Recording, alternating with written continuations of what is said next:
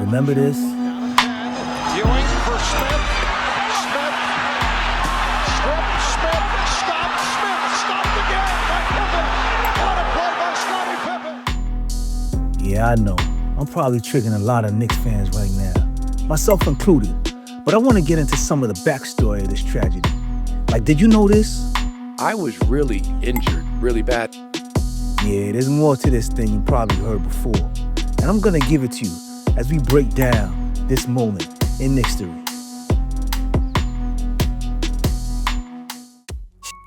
The 90s Knicks, tough, scrappy, defensive-minded, and cursed. Every New York fan knows pain. But this was a special kind of suffering. Game 5 of the 93 Eastern Conference Finals, Madison Square Garden. We was tied 2-2 against the reigning champion Chicago Bulls. And what happens? Charles effing Smith happens. Smith stopped again by Pippen. That right there, that's the moment Knicks fans lost a chunk of their soul. 4 straight misses underneath the hoop. The Garden crowd was ready to explode, but instead, they watched their team fall behind 3-2 in the series. And we all knew what would happen after that. But I'm gonna give Mr. Smith a little bit of grace. He's what you expect from someone born in Bridgeport, Connecticut. A big man with a soft touch. But in all seriousness, he was a pretty good player before he came to NY. He was a star at the University of Pittsburgh, made the '88 Olympic team, and the Clippers drafted him 3rd overall in the '88 draft. Yeah, you heard me, 3rd. Even ahead of Mitch Richmond. In his rookie year, he averaged 16 points and 8 boards.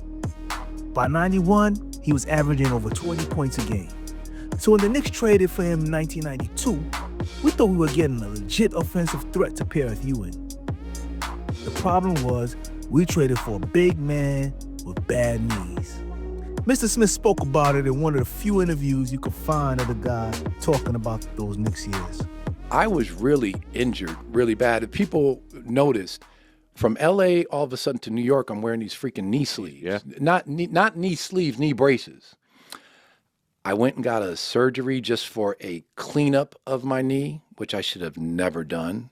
Oak was very smart. He didn't do it.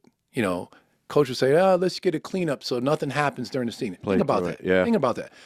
And I already had a surgery on my right knee. I'm going in to get a debris in a cleanup with nothing. I'm not feeling anything wrong. Yeah. And I did it. I regret that. Bad knees and all, he still played 81 games in '92, but he averaged a career low of 12.4 points per game. But that lackluster season could have been redeemed if he just put the ball in the basket where we needed it the most. Here's what some of the folks who were on the court said about it. I mean, he tried to make it. You know, it wasn't like he purposely tried to miss. Could he have gathered and dunked it? Maybe, but, you know, to be in that situation at that time with the height, with the height level of that game, you never know until you're in that position. Charles Smith got good with dunk that ball. But, we did do some things, in the game that when you keep a game close, anything can happen. And, it was like 2 points game or whatever. And I mean, it was a bad loss for us as a team and the fans watching because he was right there. Exactly, Oak. We were right there. But worry? People even think today that was a championship game. I know. People don't even know. Game 5. Right. People don't even know. They think it was because of social media. Right.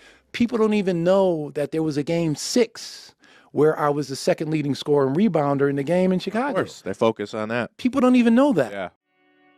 Okay, so it may be a little unfair that Charles gets so much blame for us losing that series. But it's just too hard for Knicks fans to accept that a 6'10" dude couldn't power through and dunk that ball, at least get fouled.